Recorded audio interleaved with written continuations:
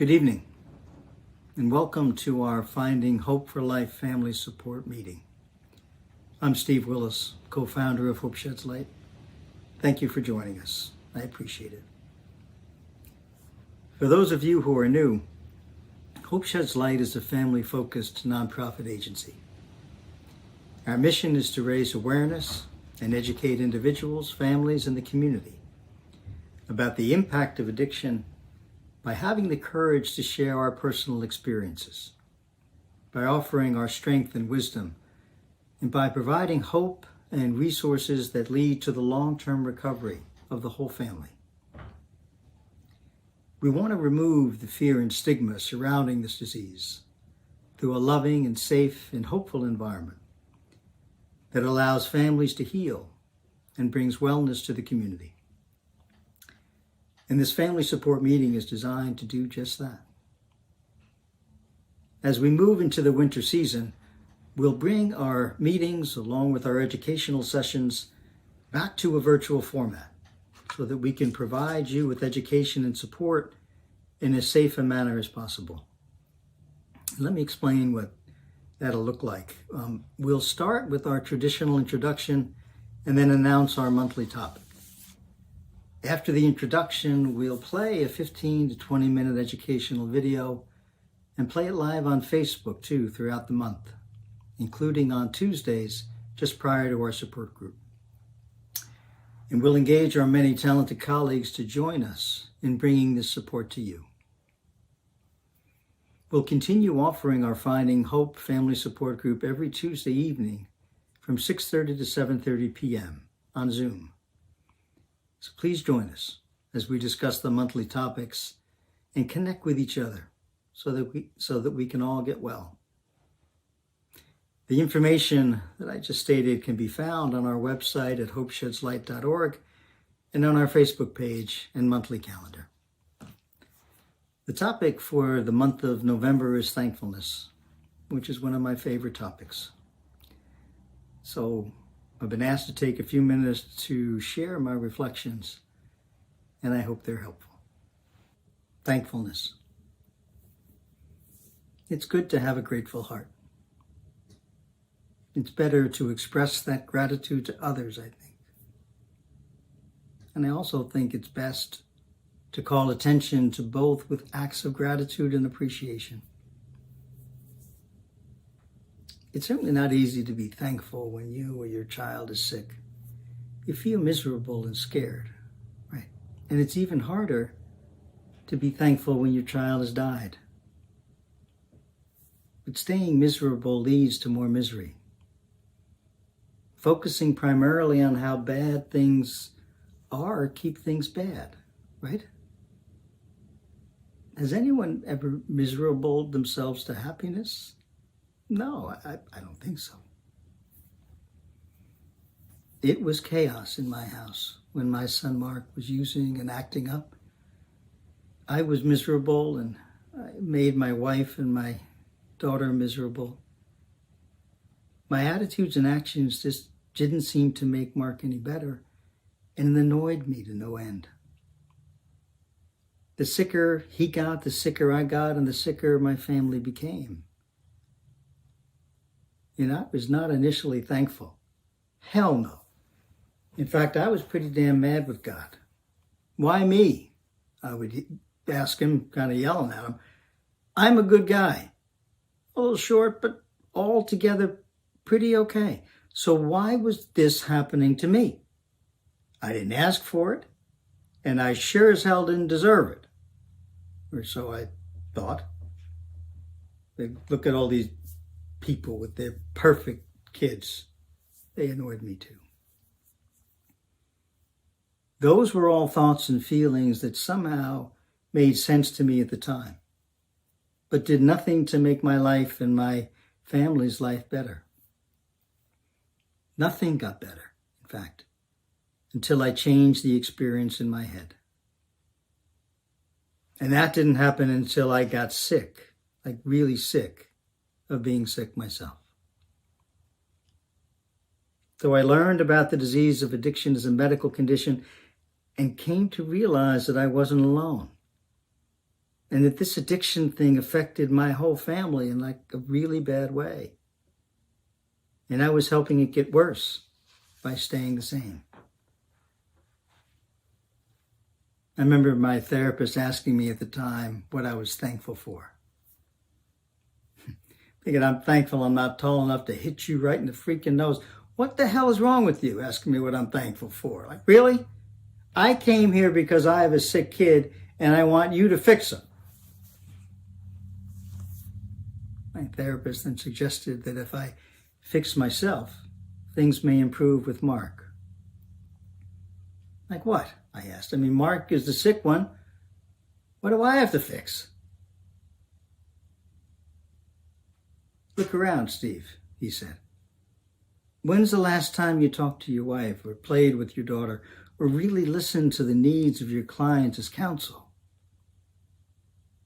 When's the last time you saw and experienced joy in this world? And I reflected, but I can't see or feel joy if my son remains sick, right? I mean, I wouldn't be loving him enough if I was happy when he wasn't, right? I'll be okay when he's okay. Is that right? And the therapist asked me, how's that working for you? He suggested that I start focusing on what's right in my life instead of what's wrong. By getting well, he said, you give your son the best chance of getting well too.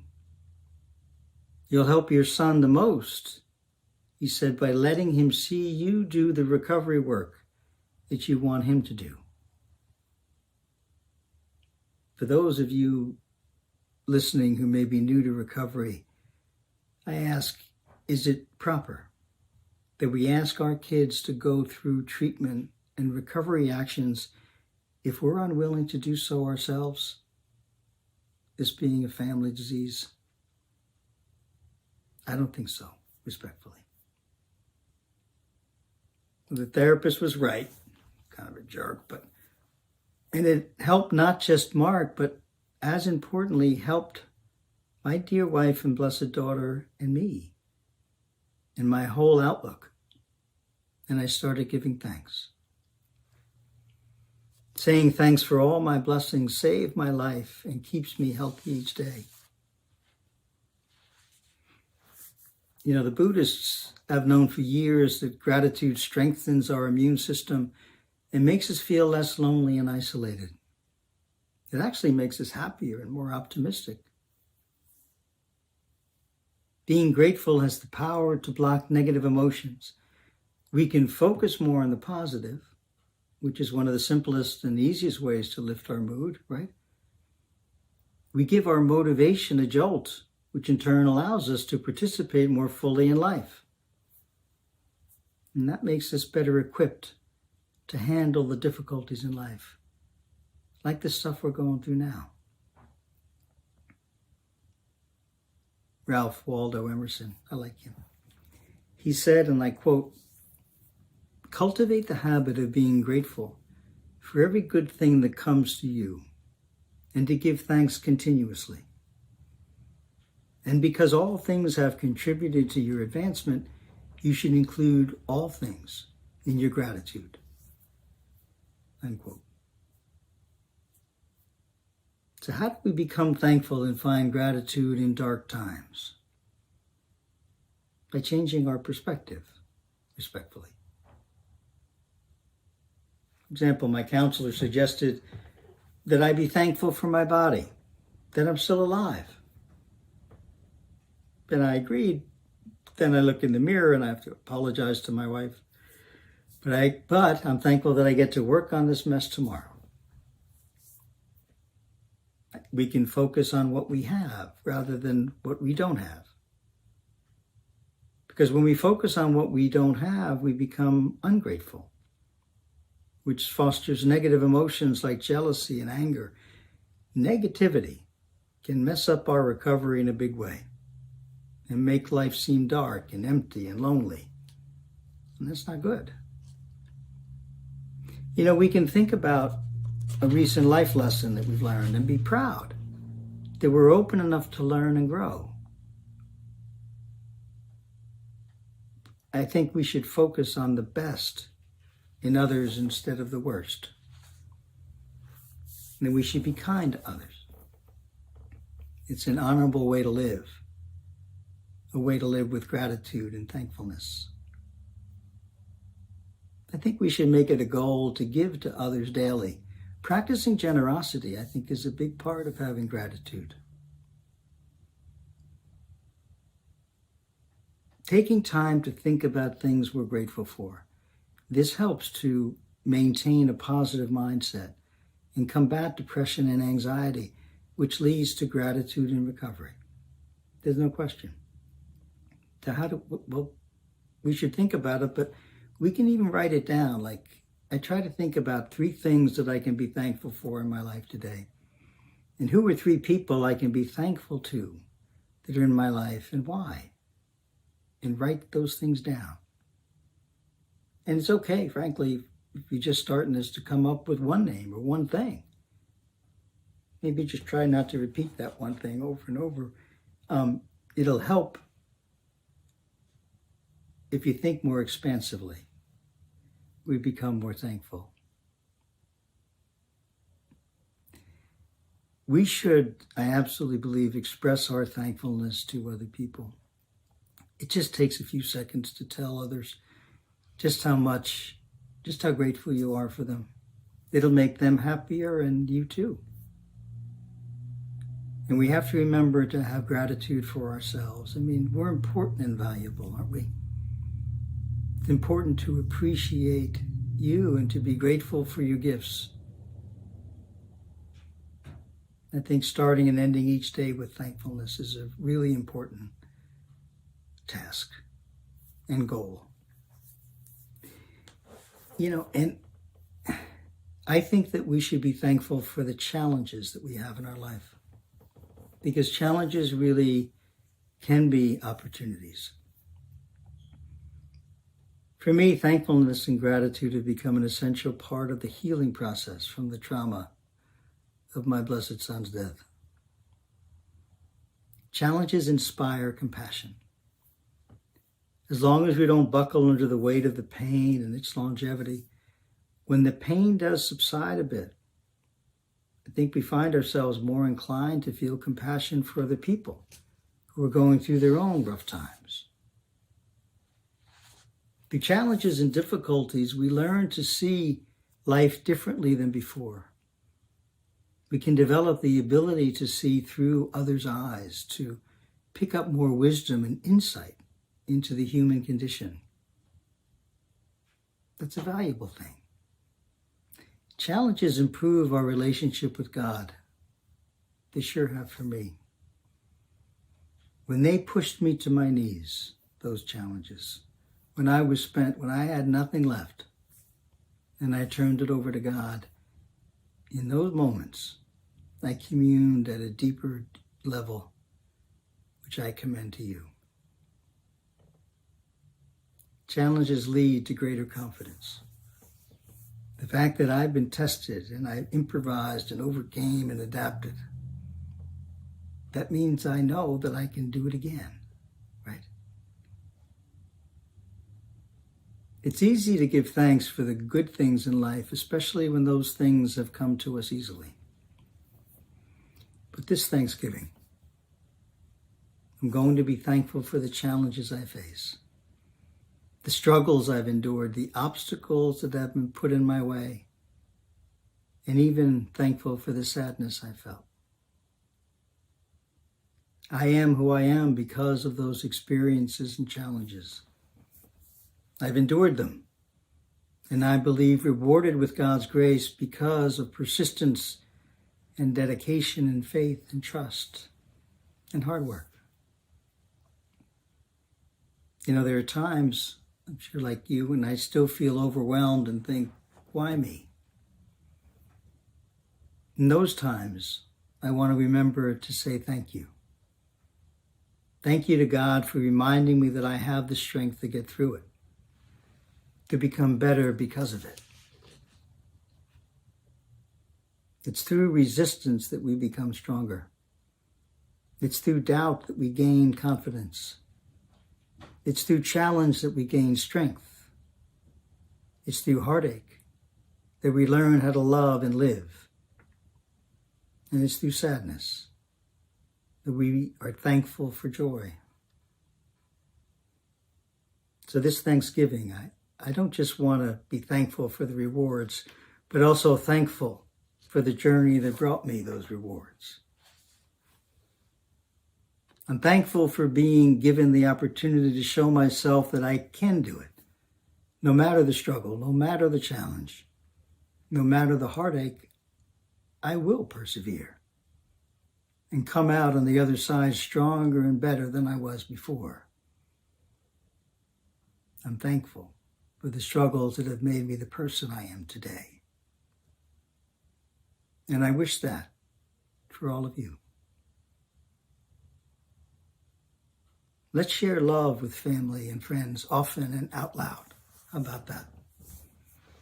Let's put our focus on serving others rather than getting caught up in our inner narratives about how things should be. Looking outward is vital for the addict's recovery, and it's certainly vital for our recovery as family members. I like to use words of gratitude like, I'm blessed, because I truly am, for the inherently good things people have done for me and that I get to do each day for others. I recently read something that made me smile. It said, let's change one word to change the experience in our head. Instead of saying we have to do something, say we get to. Because if I get to do something rather than have to do it, I'm reminded that the things I do each day aren't burdens, right? They're opportunities. As I think, so shall I be. I'm very thankful that Mark was born, that he was my son, that I was blessed to learn from him for 31 years, and that he gave me grandchildren who remind me of him every time I look at them. I'm thankful that Mark is with God because he's healthy and happy and blessed. And I'm thankful for my wonderful wife, Denise, and my beautiful daughter, Emily, and the courage that they both demonstrate in addressing their obstacles and challenges. They've taught me how to be a better man, and I'm incredibly grateful for them. And I'm thankful and grateful for my two awesome partners in hope, Ron and Arvo, and the love they show me and the courage that they demonstrate through their attitudes and actions. And I'm thankful for brilliant Pam and Hope staff and volunteers, and Genius Anne-Marie and her staff for their commitment to hope and their amazing abilities to serve our families with love and respect and compassion and wisdom. And I'm thankful for my law practice and my talented colleagues who help me serve the community. And I'm especially thankful and grateful for you and hope and the opportunity we have to make families healthy. You know, Ron and Arvo and I don't have to be here and do this. We're incredibly thankful that we get to be and share our love and our lives with you. I hope you enjoy the holiday, and I pray you'll be thankful each day before and after. I'm very grateful.